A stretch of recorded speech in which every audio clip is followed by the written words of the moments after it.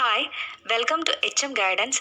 ഇന്ന് നമ്മൾ section 42 procedure for launching prosecution എന്ന ടോപ്പിക്കാണ് പറയുന്നത്. ആദ്യം തന്നെ നമുക്ക് പ്രോസിക്യൂഷൻ എന്ന വേർഡിന്റെ മീനിങ് നോക്കാം. The process of officially accusing someone in a court of law of committing a crime. അതായത് ഒരാളുടെ പേരിൽ കുറ്റാരോപണം ഉന്നയിക്കുന്നതിനെയാണ് പ്രോസിക്യൂഷൻ എന്ന് പറയുന്നത്. ഇപ്പം വക്കീലന്മാരുടെ കേസ് പറയുമ്പം പ്രോസിക്യൂട്ടർ എന്ന് പറഞ്ഞാൽ പ്രതിഭാഗത്തിനെതിരെ വാദിക്കുന്നത്, അതായത് വാദിക്ക് വേണ്ടി വാദിക്കുന്ന ആളിനെയാണ് പ്രോസിക്യൂട്ടർ എന്ന് പറയുന്നത്. പബ്ലിക് പ്രോസിക്യൂട്ടർ എന്നൊക്കെ കേട്ടിട്ടില്ലേ? എൻഫോഴ്സ്മെന്റ് ഓഫ് ദ ആക്ട് എന്ന 7ാമത്തെ ചാപ്റ്ററിലാണ് സെക്ഷൻ 42 പറഞ്ഞിരിക്കുന്നത് പ്രൊസീജിയർ ഫോർ ലോഞ്ചിങ് പ്രോസിക്യൂഷൻ, അതായത് പ്രോസിക്യൂഷൻ ആരംഭിക്കുന്നതിനുള്ള നടപടിക്രമം. ഇതിൽ ടോട്ടൽ 5 സബ്സെക്ഷൻസ് ആണുള്ളത്. ഫസ്റ്റ് സബ്സെക്ഷനിൽ ഫുഡ് സേഫ്റ്റി ഓഫീസറുടെ ഉത്തരവാദിത്തങ്ങളാണ് പറഞ്ഞിട്ടുള്ളത്. അതായത് ഫുഡ് ബിസിനസ്സിനെ ഇൻസ്പെക്ഷൻ ചെയ്യണം, അതുപോലെ സാമ്പിൾസ് കളക്ട് ചെയ്തിട്ട് ആർക്ക് അയച്ചു കൊടുക്കണം? ഫുഡ് അനാലിസ്റ്റിന് വിശകലനം ചെയ്യാൻ വേണ്ടി അയച്ചു കൊടുക്കണം. 2ാമത്തെ സബ്സെക്ഷനിൽ പറയുന്നത് ഫുഡ് അനാലിസ്റ്റ് ഈ കിട്ടിയ സാമ്പിളിനെ അനലൈസ് ചെയ്തിട്ട് ഒരു അനാലിസിസ് റിപ്പോർട്ട് ഉണ്ടാക്കണം. അതിൻ്റെ അകത്ത് മെത്തേഡ് ഓഫ് സാമ്പിളിങ്ങും അതുപോലെ വിശകലനം അനാലിസിസും ഉൾപ്പെടുത്തണം. എന്നിട്ട് വിത്തിൻ 14 ഡേയ്സ് 14 ദിവസത്തിനകം ഡെസിഗ്നേറ്റഡ് ഓഫീസറിന് അയച്ചു കൊടുക്കണം with a copy two commissioner of food safety. Subsection 3 എന്താണ് പറയുന്നത്? ഫുഡ് അനലിസ്റ്റ് ചെയ്ത റിപ്പോർട്ട് സ്ക്രൂട്ടിനി ചെയ്ത ശേഷം, അതായത് സൂക്ഷ്മ പരിശോധന നടത്തിയ ശേഷം ഡെസിഗ്നേറ്റഡ് ഓഫീസർ പ്രതിക്ക് തടവ് ശിക്ഷയാണോ അതോ പിഴ മാത്രം മതിയോ എന്നുള്ള തീരുമാനം എടുക്കണം.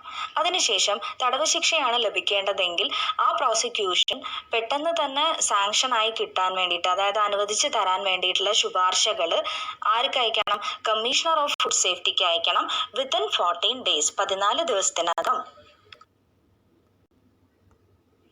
സബ്സെക്ഷൻ 4 പറയുന്നത് കമ്മീഷണർ ഓഫ് ഫുഡ് സേഫ്റ്റി പിന്നീട് എന്താണ് ചെയ്യേണ്ടതെന്നാണ്.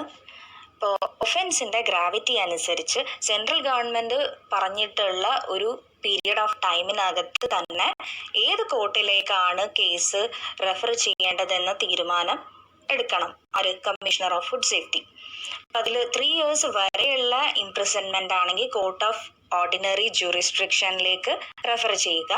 3 yearsന് മേലെയുള്ള കേസുകളാണെങ്കിൽ, 3 yearsന് മേലെ തടവ് ശിക്ഷ കിട്ടുന്ന കേസുകളാണെങ്കിൽ, സ്പെഷ്യൽ കോർട്ട് ഉള്ള ഒരു സാഹചര്യമാണെങ്കിൽ സ്പെഷ്യൽ കോർട്ടിലേക്ക് റെഫർ ചെയ്യുക, അല്ലെങ്കിൽ കോർട്ട് ഓഫ് ഓർഡിനറി ജൂറിസ്ഡിക്ഷനിലേക്ക് തന്നെ റെഫർ ചെയ്യുക.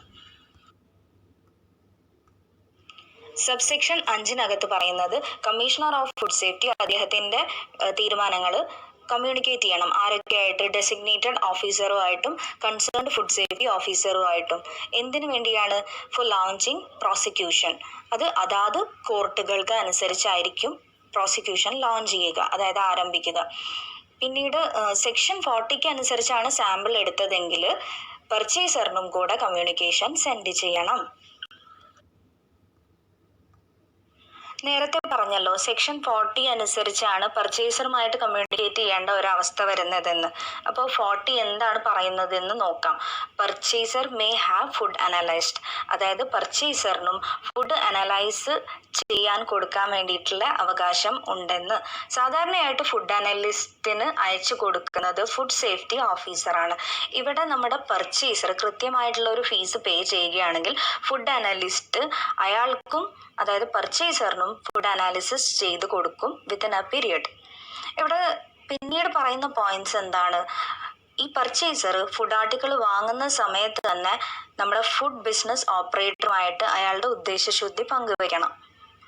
ദെൻ ഇങ്ങനെ ഫുഡ് അനാലിസ്റ്റിന്റെ റിപ്പോർട്ട് കിട്ടിക്കഴിഞ്ഞാൽ അതിൽ food article not in compliance with the act, അതായത് ആക്ട് പ്രകാരം ഉള്ളതല്ല എന്ന് തെളിയുകയാണെങ്കിൽ പർച്ചേസറിന് അദ്ദേഹത്തിൻ്റെ പണം റീഫണ്ട് ചെയ്ത് കൊടുക്കപ്പെടും.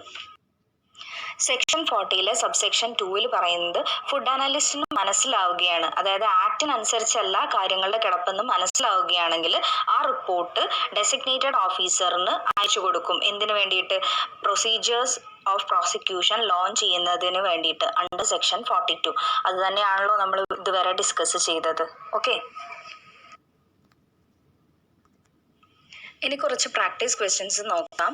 First one, food analyst shall send the analysis report within 14 days to designated officer with a copy to dash, അതായത് to whom എന്നാണ് ഉദ്ദേശിച്ചത് കേട്ടോ.